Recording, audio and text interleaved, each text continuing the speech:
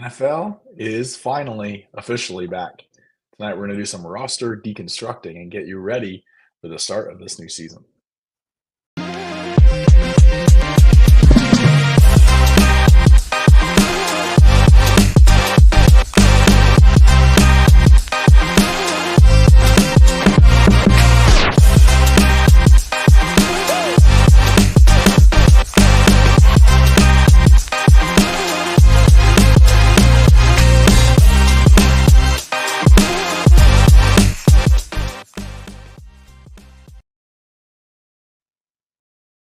Welcome back for another episode of the Dynasty Gambit. My name is Ben McCown, and I'm joined here by Austin Jacobson.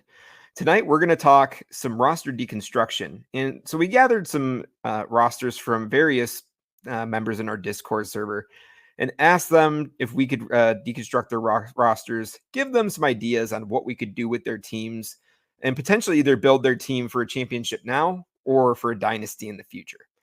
So, Austin, we're pretty excited for this show tonight. It's been a little bit since we got the chance to be able to do a roster review. Yeah, well, this has been something we talked about since the beginning of the show, just kind of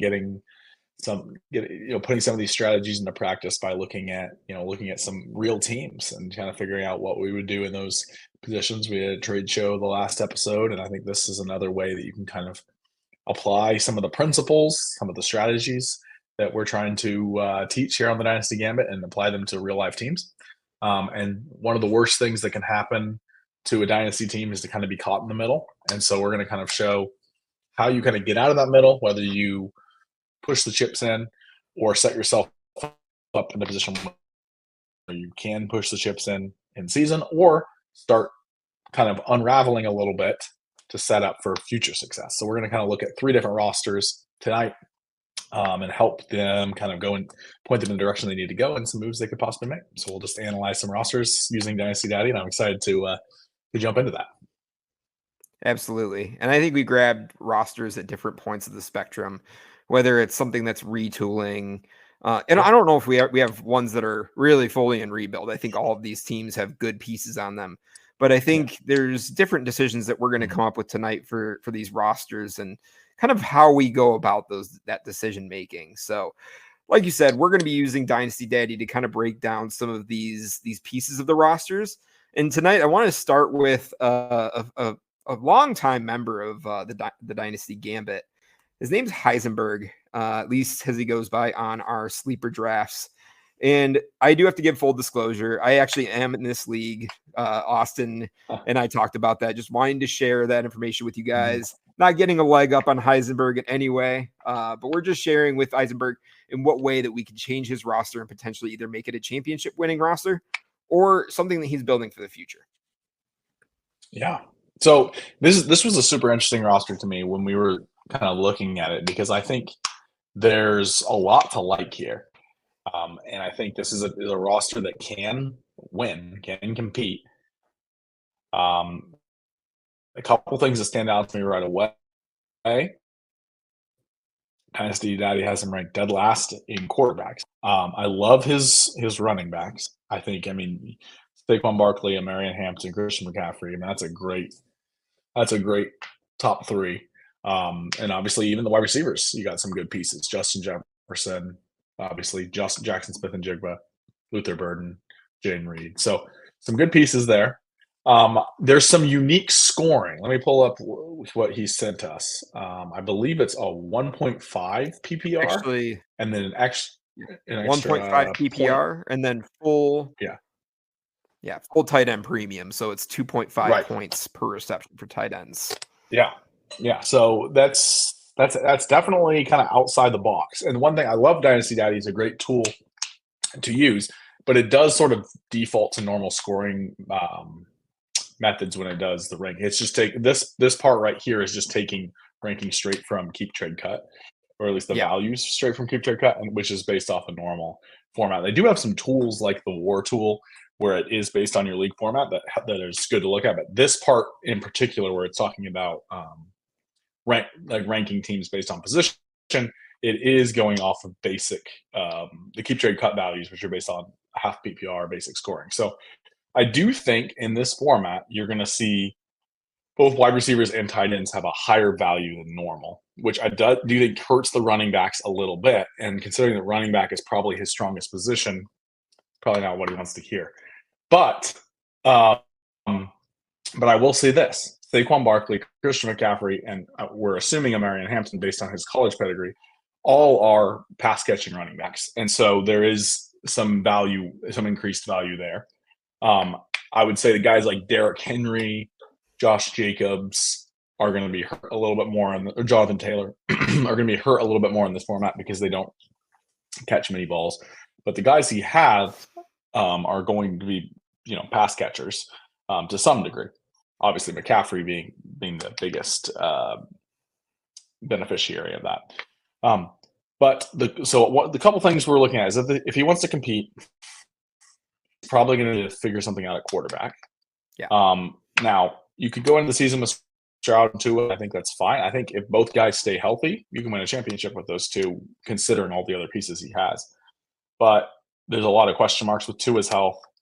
And even Stroud has dealt with some little injuries here and there throughout his first 2 years, especially in his rookie season. So I would hesitate to be moving all the chips in on a team that doesn't have a clear QB1, has probably two QB2s, one of which I think in Stroud, his value is higher than his production, right? And the other one, his injury risk makes him difficult to maintain value. I mean, if he gets another concussion, his value could go to zero. He might retire. So I would just be nervous to make any huge moves, being like, I'm going all in with this team, considering your quarterback situation. What do you think about that? My only thing with that, Austin, is to play devil's advocate here, is that if you have a strong flex, you can pretty much throw them into that super flex spot and be able to score, close to as many points as a quarterback scores if you are putting in a strong PPR running back, wide receiver, or tight end in that spot. The only issue that I have with Heisenberg's lineup is he doesn't have a lot of depth in any of the other positions besides running back. And so I think he really has to start moving around some pieces here. He's got a lot of guys on the running back position that we need to start really consolidating and start moving over to more of the higher quality point positions, like the wide receiver and tight end for this format, as well as, and I think to your point, getting a stronger part of being of his QB room. So, I think that's kind of where my thoughts are on that. Yeah, no, I think that's a very good point, because I think there is a way, it's important to know that, like, in a super flex, you don't have to play two quarterbacks. So I think that is a good point, especially with the elevated points for the tight ends and the wide receivers. I don't see a second tight end that's really that startable. Maybe Dalton Schultz is in this format. But I do agree with the principle of you could move things around and fill them in somewhere else. I will say it is a 6-point passing touchdown. So quarterbacks are still going to be your highest scoring point scorers, and you're going to want to start to if you can. But you could get away with it more here than you could in a lot of other leagues. So I agree. I think maybe the move here would be breaking up Saquon Barkley. I think that could be potentially a move that would make sense. I think you could, if you're still wanting to compete, can you get a quarterback, a tight end, and a wide receiver? I mean, obviously they're not going to be all high quality, but like 3 pieces that equal about a first in value rather than taking 2 or 3 firsts. Yeah. The other one too, I maybe, think, I was just looking at, with CMC, right? CMC is going to be a great player for this upcoming season when it comes to fantasy. But if he's looking at maybe having a 1-year retool, I think selling CMC during the season when he's going to have a lot of value could potentially bring a lot of value back to Heiss. And he's already got Omarion Hampton, Derrick Henry. I mean, Derrick Henry's another one. And like you said, he's not going to score as many points as Christian McCaffrey. Well, if he catches his league mates sleeping, maybe his league mates don't know that. And so he's able to sell Derrick Henry for a first and a second during the season. So, I think he doesn't have Henry. He has got a lot of Barkley, Hampton, McCaffrey, though. Doesn't have Henry. Okay. I was just saying in this format, Henry scores less, but he's not on that roster. It's Barkley, Hampton, McCaffrey, Pacheco. So, but I think you can make that point about Pacheco, right? And I think Yep. that definitely, I think the way to go here might be, unless you can get a great deal where you kind of reposition yourself, it might be go into the season, and once Christian McCaffrey puts up his first 30-point week, shop Yep. him. Put Barkley on the trading block. Put Kelsey on the trading block when he, 2.5, PPR, when he has a 10 catch 100-yard game and that's 35 points. Go ahead and put him on the block and try to get something and kind of maybe retool this team, and reorient it more to the scoring. And I think if you did that, where you picked up some other good young wide receivers, I think you got good bones at the wide receiver position. And then you just kind of made Hampton your anchor RB for the future and just sold all those other guys, sold Barkley, McCaffrey, Pacheco, Yeah. and reoriented it more towards the format. I think that could make a lot of sense.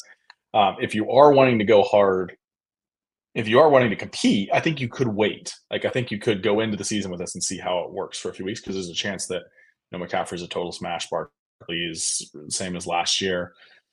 Luther Burden or Jaden Reed emerges. Travis Kelsey has one more really good season. I mean, you could make this work, and then you make a move where, I mean, he's got all his future picks still. So if he's a competing team and one of the quarterbacks gets hurt, maybe he can use a first to get another one. Or you make a small move. You trade, I don't know, you trade Jalen Warren and Jalen Noel, and maybe you can get Sam Darnold or something like that, just to kind of feel a little bit better, or a second plus one of those kind of flex level guys, and maybe you can get a guy like Sam Darnold or Geno Smith, just so you feel a little bit better about your opportunities, your outs here. Yeah.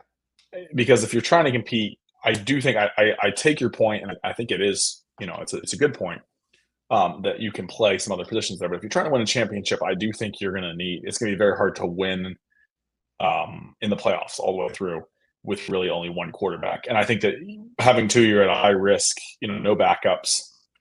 You're at a high risk of having, nobody, right? And so I would also say, I think guys like Gabe Davis, even Montreal Johnson, assuming he's not on taxi, I'd have to look at that, but Gabe Davis, even Brandon Cooks, I think you can cut and pick up. I was looking at the waiver wire here. There's Gardner Minshew, Tyson Bagent, some of those guys.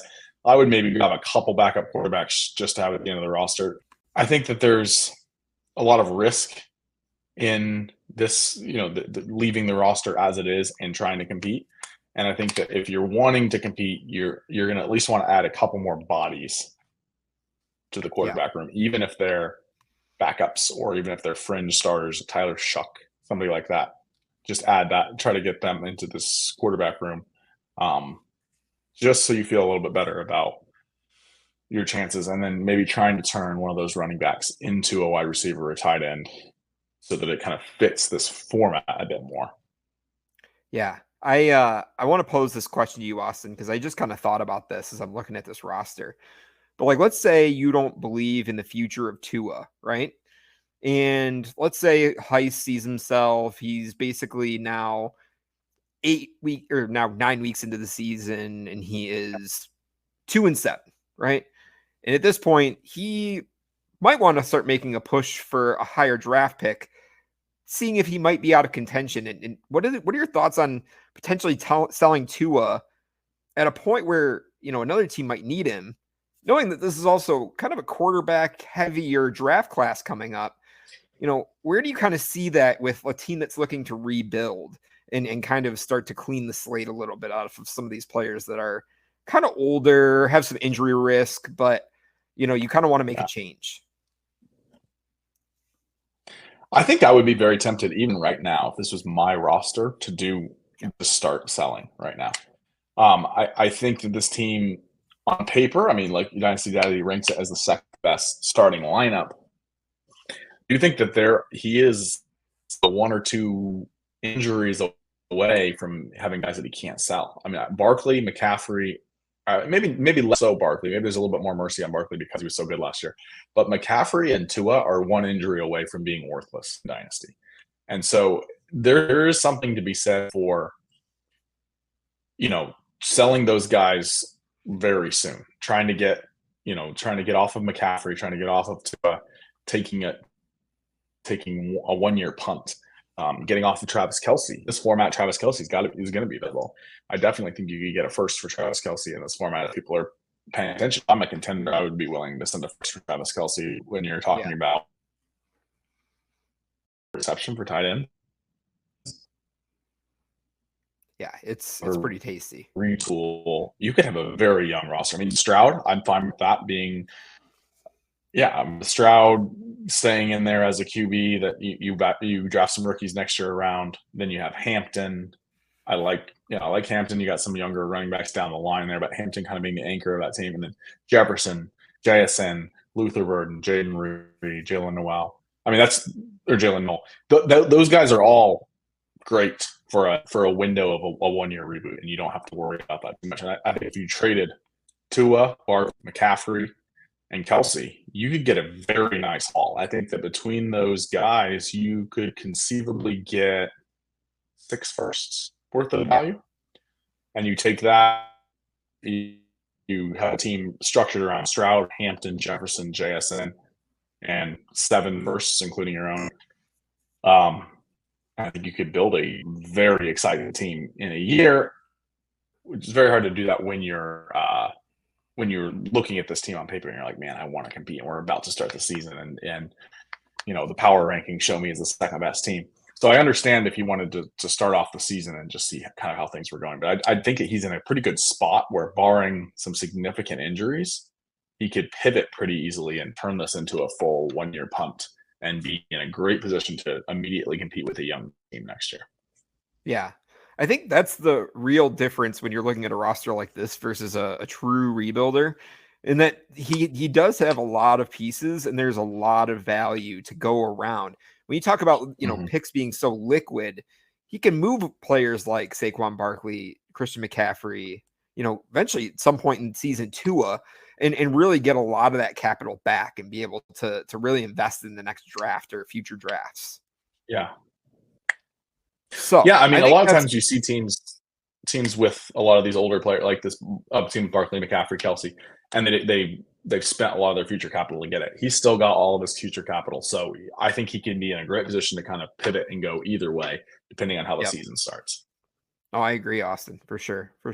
I think that's kind of the consensus between us, is that this is a 1-year rebuild or 1-year punt, probably. I don't feel confident that it's going to compete, but I also don't think it's a full rebuild for sure. So definitely Heist, get out there, start putting some of those guys. So for the second roster that we have here, we have kind of one that's a little bit more in the middle for us, that I kind of was looking at. In my mind, I think this was one that's not a 1-year. Well, I think it's kind of a 1-year punt, or it's potentially contending. It's kind of a little bit more in the middle. It's a little bit more shady, but I think there's some things that I was looking at. Austin, what were your thoughts with and this is Amish Bro in the Discord server. So, what were your thoughts on the roster when you were looking at it? Yeah, to me, this is a super interesting one. I actually like this quarterback room better than the one we were looking at with the last roster, just because, even though it's probably similar in value, right? Purdy and Prescott, it's probably pretty similar quarterback room to Stroud and Tua. You have Joe Flacco, who's a guy that potentially is another starter, third starter. That's the type of guy that I think, assuming he starts with the Browns, is the type of guy I was saying that Heisenberg could acquire. And I think you just have 2 guys that are probably more likely to score points. Purdy's similar to Stroud, but I think Dak Prescott is a guy that, when he stayed healthy, he's been a top 10 quarterback, and I feel much more comfortable with him as a QB too, and much more comfortable with him holding value. So I actually don't have much of a problem with this QB room as long as you've got strong other positions. His wide receivers are awesome. I loved having Jamar Chase, Nico Collins, AJ Brown, Jalen Waddle.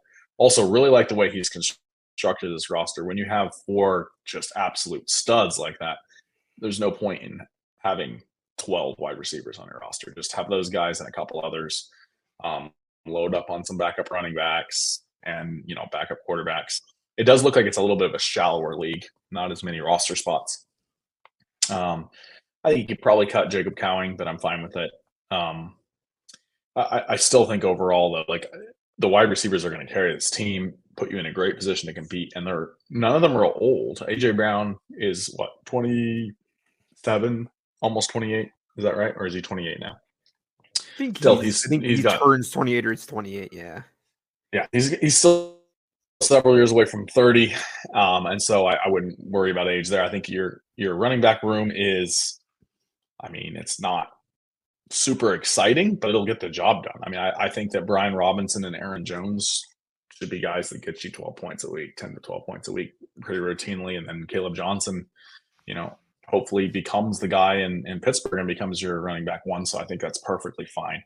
The running backs are perfectly fine. The quarterbacks are perfectly fine. And wide receivers are going to carry you. So I honestly don't think you need to do too much tweaking. The tight end room is the one where I'd have a little bit of concern. I think Zach Ertz is a guy that can start the season for you and be fine. Tight end, he's probably a 1-year bet. And so you're kind of banking on Harold Fannin becoming something. And so maybe that's the spot you try to improve. You have all your future picks. So maybe you can, leverage, maybe throw a second out there and try to improve the tight end, maybe add to Fannin plus a second. Can you get a guy like, I don't know, can you do Fannin and a second and get Colston Loveland? Maybe. I don't know. And then that kind of gives you a little bit of a mitigate that risk somewhat. I mean, Loveland I know was going in the second of some draft, so maybe somebody that liked Fannin could do that. Maybe that's a little ambitious, but something in that range. When I'm looking at this running back room, this is kind of the disclaimer I have to go with Dynasty Daddy and other draft roster analyzer and trade analyzer tools that we use. And that is that, when I look at this roster, I think the best position that he has within that Amish Bro has within his roster is the wide receivers, like you had said. But it's because of the depth that it doesn't rank as high as his other members of the league. As you can see, is just with his running backs, he has a lot of tier 3, 4. He's got good running backs, but he doesn't have a smash running back that I want to slot into my RB1 from the start of the season, right? Something like a Breece Hall, something like a Jonathan Taylor, Saquon Barkley.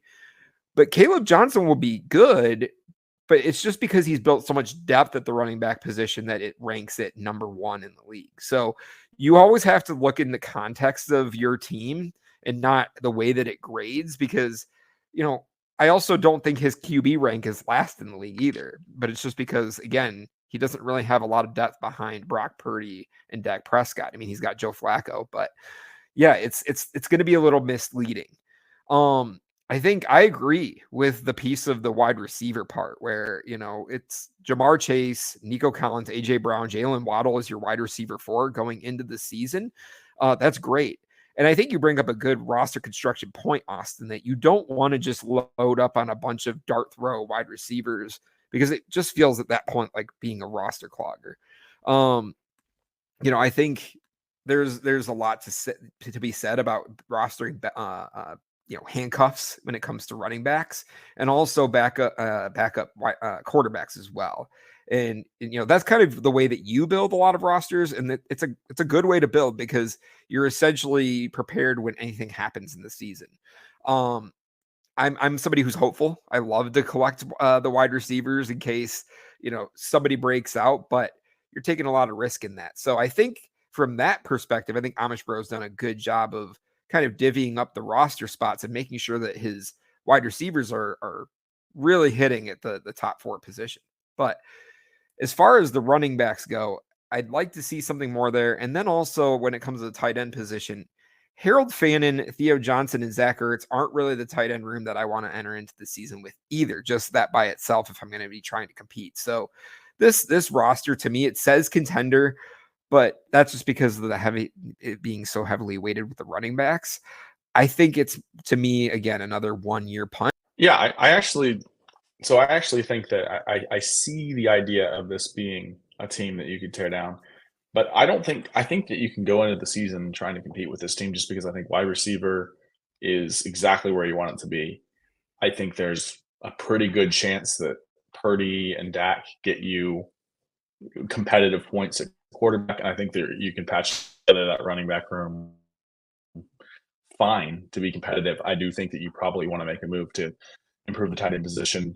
Maybe Zach Ertz can carry you a little bit. I don't think you have to make a decision right away because overall your roster is pretty young. I don't think there's like guys that you're like, if I don't to try to win. And actually think if this was my team, I might make a small move for a tight end. I actually like the running back room as it is, so we might slightly disagree on that, but I think this is the type of if I can, you know, a wide receiver room for this, a running back room is just kind of okay. I'm taking that all day in Dynasty. I agree with you totally. Great point on the way a lot of these team analyzers do things. Is it's much max and they're counting them as the total value, right? The total value of all those guys. Whereas his wide receivers, he has less of them, and so it's not counting them as highly. But I think this is really what's more important. And he's got 4 smash starters. A lot of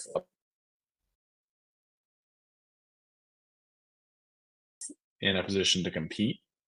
And if you start the season 3-5 or something like that, I think you have plenty of assets you can pivot off of. I just don't think you need to necessarily go into the rebuild mode now. Whereas I think there is more risk with Heis's team with having guys like McCaffrey and Saquon that hold so much the value of your team that are older, where you want to try to trade them at the peak, and if something happens, their value could decline very quickly. Chase, Nico, AJ Brown are guys that still have value even if they got a bad injury early in the season. So I think that this team's in a little bit better position to wait and see before tearing down. That's just my thought. Yeah. I want to touch back on the running back piece of it because you are pointing out a dynasty flaw in myself, and that is because I want a strong running back. But you don't need one, right? Like Aaron Jones is going to be starting the season for the Vikings, and he could very well hold that job throughout the season. And then same thing for Caleb Johnson and Brian Robinson. We have no idea how that's going to work out. But the difference between this roster and Heis's roster is that the wide receivers are much stronger. He's basically has all of his wide receiver and his flex spots filled for the whole season based off of Jamar Chase, Nico Collins, AJB, and Jalen Waddle. So I feel a lot more confident about this team. But I think it's still got some flaws or some holes. I think you pointed out perfectly that when your team is depending on running backs to be a competitor, you have just way less outs. There's just way less margin for error. When your team is depending on wide receiver, there's a level of you can go hard for the championship, but even if something happens, you're still fine for next year. Whereas the running backs are just such a smaller window that once you've bought running backs, you're in this 1 to 2 year window of like, let's make sure that these guys smash. Let's make sure that I can win a championship now because they may not be starting or they may be retired in a couple of years. So that's why I feel so much more comfortable on a team with a lot of receivers, especially young receivers. And I think that there's just way less of a time crunch to make a decision quickly on which way you're going to go. You can kind of wait and see. I think the other piece of that too is like running backs are much easier to buy in season than wide receivers are because people realize the value of wide receivers are so insulated and that they are a position that you want to hold on to. So running backs are much easier to buy and much cheaper to buy throughout the in season, off season, really whenever. So I mean, you really want to try and build heavy at wide receiver when you can, when you're in startups. At least that's kind of the way that I like to build mine. I mean, you can really go about it any way you want, but a lot of for me is quarterback in a super flex league with wide receivers and starting to hammer some of those running backs later if I can. Even if I can also try and get a smash running back like a Breece Hall or Jonathan Taylor somewhere in the round 4 or so. So we have one last roster here, Austin, and this one kind of goes a little bit. Let me just see if it's going to pull up for me. Here we go. This is from one of our friends in content creation, but Rocco from Fourth and Fantasy, and he had submitted this to us, and I really, really like this where this roster is going. For me, I think. Oh, hang on a second. That is Amish Bro. So let me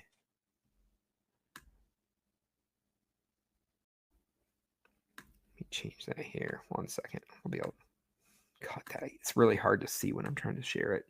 Okay, here it is. Mm-hmm. So, yeah. So here is Rocco's roster right here. And I really like what he's got going here, especially at the quarterback position. Yeah. He's got Bo Nix, J.J. McCarthy, Kyler Murray, Matthew Stafford. And I mean, even for his quarterback 5, he's got Tyler Shuck. And then on the off chance that Shedeur Sanders gets a starting job, he's there as well. So, he's got great wide receivers as well. The only issue I see, of course, with competing at the start of the season is Rashee Rice getting a suspension. So, I think there's definitely a little bit of a hole there, but with Drake London as your wide receiver 1, that's a pretty good cornerstone to have there. It's wide receivers. He's got another great cornerstone in Breece Hall. And he's got a lot of good serviceable running backs between Cam Scatterbu, Tyrod Tracy, potential bit for Bashal Tutin to show up in season, and some other pieces there as well. And then, of course, at tight end, he's got Evan Engram, Terrence Ferguson, Harold Fannin, Jonnu Smith. So a lot of, serviceable tight ends. And I think Evan Engram is going to have another solid season. But across the board, I think he's built it out well. It's on the verge of really, really being a top team in the league. There's definitely some areas where I have a little bit of concern, mostly at the running back 2 position, as well as, kind of his, and really more so the wide receivers, right? When we were talking about like constructing your roster and really getting some of those pieces that are going to be stronger in the wide receiver position, Drake London and Rashee Rice, great. But like I said, Rashee's potentially going to get suspended for, 4, 6, 8 games. And then you're talking a bunch of these other guys like Calvin Ridley, Jacoby Myers, who are all serviceable and can definitely be a vet to be able to win on a contender. I just don't think, you're taking a lot of the depth out of there to be able to have a team when Rashee Rice does come back. Yeah, I think the team is very, very good. I mean, I really like this team. I don't think it's ready to win a championship this year, though. And I think sometimes it looks like, based on all of the rookies on this roster, that he did a 1-year punt last year and stacked up his roster with value. And I think that the temptation with that can be, look at all this value on my roster. I'm ready to go win it right now. And you can kind of mess it up a little bit by doing that. I think that he has an extra 26 first, an extra third, an extra fourth, just a bunch of extra picks. He's got a bunch of rookies and guys that have potential to gain in value. I think this is where you kind of like pump the brakes a little bit. Don't start selling assets. You built the foundations of what could be an absolute dynasty team. I would probably go into the season and say, okay, I am planning on this taking another year.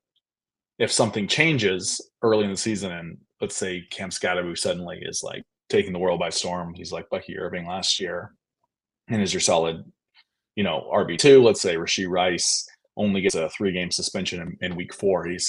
And you're 2-1 through those 3 weeks. In week 4, he comes back and picks up where he left off last year. Jacoby Myers and Calvin Ridley are, they're studs. Like, they're older guys, but they're producing 14 points a game, and you love them as your 2 flexes. Then I think it's fine to kind of play it out. I wouldn't necessarily make any huge swings to like try to go for it, but play it out, see if you can be a playoff team and still be in a great position for next year. The other way you could do this is, one of the most interesting parts of the roster is that quarterback room, because you've got 4 starting quarterbacks minimum, up to 6, depending on how Shuck and Sanders work out. I think you have a great opportunity to sell Kyler Murray.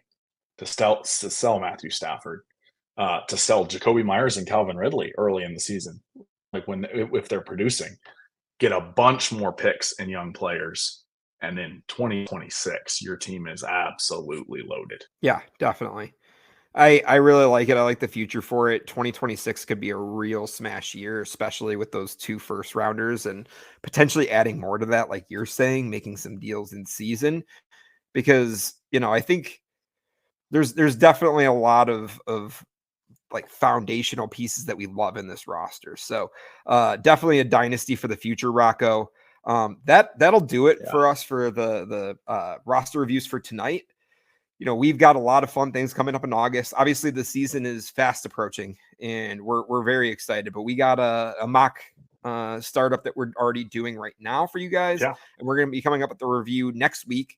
And then we've got some other things down the pipeline, including working with our friends at the Debbie Dojo within the same network. So we're excited for a lot of that, and we've got some other things in season that we're working on. So definitely get connected with us. Follow us on YouTube. We're here on the FSA and Grindhouse. You can find us on TikTok. You can find us on our Twitter, Discord. Definitely reach out to us, DM us. We want to thank also FSAN Network just for hosting us and being able to give us this platform to be able to share our thoughts and be able to be the content creators that we can really be. So, Austin, any other parting thoughts, man? No, I think this is fun. I think this is something we'll probably try to do again. Appreciate everybody listening, and looking forward to the next one where we recapped our mock draft. And special shout out, thanks to everyone who participated in that mock draft. This should be a fun topic to talk about. Absolutely. You guys have a good night.